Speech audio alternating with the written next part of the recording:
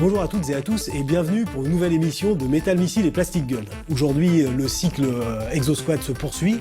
Nous allons voir un nouveau véhicule, l'Amphibious Assault Light Attack E-Frame. Comme son nom l'indique, Amphibious, c'est donc un véhicule qui est destiné au combat sous l'eau. Donc la boîte, comme d'habitude, pétante et pleine de puissance de feu. Nous allons voir la bête immédiatement. Voici la bête, l'Amphibious Assault Light Attack E-Frame, piloté par le général Shiva. Donc c'est déjà un général, et si en plus, comme le Shiva de la mythologie indienne, c'est le destructeur de l'amour, donc c'est Shiva le destructeur dont la danse détruit l'espace, ça risque de faire vraiment très très mal. Donc nous allons le faire prendre place aux commandes de son engin. Nous aurons ainsi le cockpit.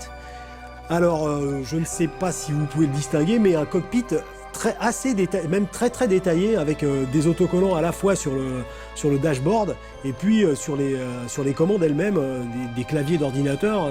C'est vraiment, il y a un souci du détail qui honore vraiment Playmates, mais tout honore Playmates, mais je digresse. Donc je prends notre ami le général Shiva pour le mettre en place à son poste de combat. Le voici fin prêt pour lutter contre les humains. Et voilà, il a donc pris place à bord de son engin et est prêt à semer la mort et la destruction sous l'eau. Voilà, alors passons en revue les différentes caractéristiques de l'objet. Donc un design assez amphibien, voire même celui d'un serpent ou d'un crapaud. Vraiment, c'est intéressant. La couleur a été bien choisie puisque c'est une espèce de bleu foncé pour se confondre éventuellement avec la mer. Là aussi, il y a une espèce de peinture camouflage, mais qui évoque aussi d'éventuels reflets du soleil au travers de l'eau. Donc là aussi, on sent une recherche pour donner une caractérisation au jouet, en l'occurrence le fait qu'il évolue sous l'eau. Donc ça c'est très très bien. Vous voyez aussi deux gros yeux globuleux qui finissent d'évoquer une créature amphibienne par nature. Donc ça commence très très bien. Mais ça va aller en s'améliorant. Donc des bras que vous pouvez orienter dans tout un tas de positions, puisqu'ils sont ball jointed aux épaules, dirons-nous.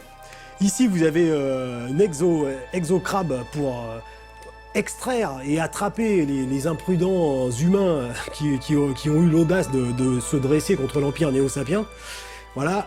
Cette pince est montée possède un ressort, donc vous pouvez parfaitement faire ce que je viens de dire, c'est-à-dire mettre un personnage dans la pince et le laisser à un triste sort entre écrasement et déchirement, enfin quelque chose d'affreux.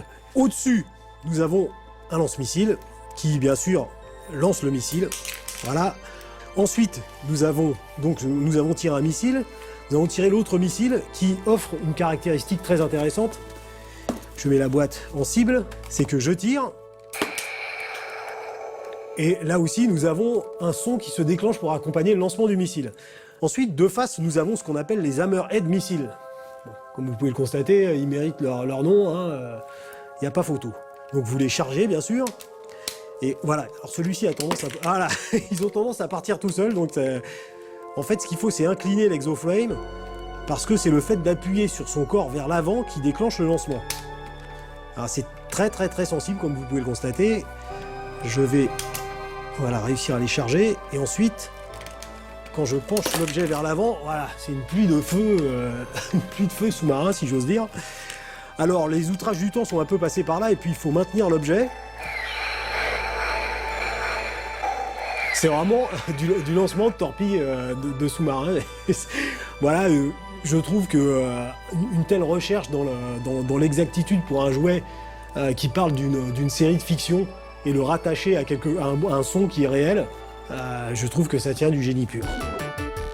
Nous avons ici une partie qui peut se remonter de manière à déployer un drone de surveillance. Donc, vous l'inclinez ici, vous avez un canon pour éventuellement l'ingénu qui voudrait vous empêcher de manœuvrer. Et là, vous déployez le drone en question en le séparant ici. Voilà, un drone qui a donc l'amusante caractéristique d'avoir des petites hélices et puis une queue qui ressemble à celle d'un poisson pour évoluer sous l'eau, et des missiles à l'avant, parce qu'une fois que la surveillance terminée et l'objectif trouvé, il faut bien l'oblitérer à coup de missile.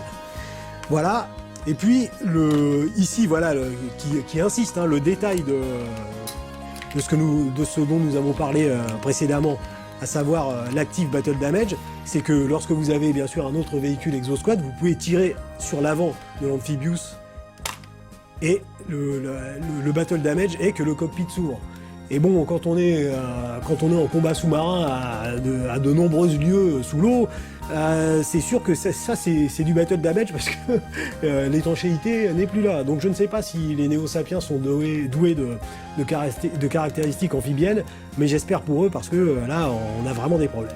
Ici vous avez un bon laser classique qui s'allonge de manière à augmenter la pénétration dans le blindage de l'adversaire. Voilà, les bras et les lance-missiles sont, comme nous l'avons dit tout à l'heure, peuvent être désolidarisés dans la direction. Je referme le cockpit. Voilà une fort belle bête. Voilà une espèce de crapaud lézard de combat avec tout ce qu'il faut pour mettre à mal toute opposition qui aurait l'outrecuidance de présenter le bout de son nez.